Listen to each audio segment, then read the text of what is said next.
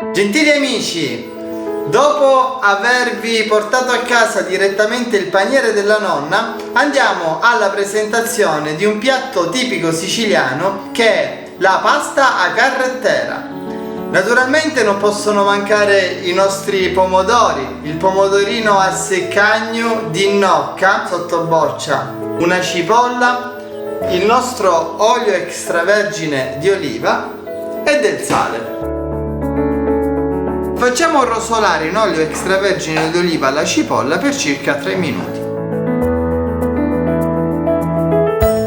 Adagiamo i pomodorini all'interno della padella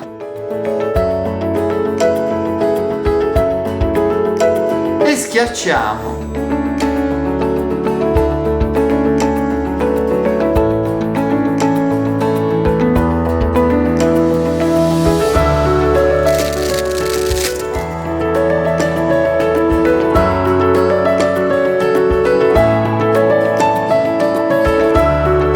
Adesso facciamo saltare la pasta a mezza cottura in padella.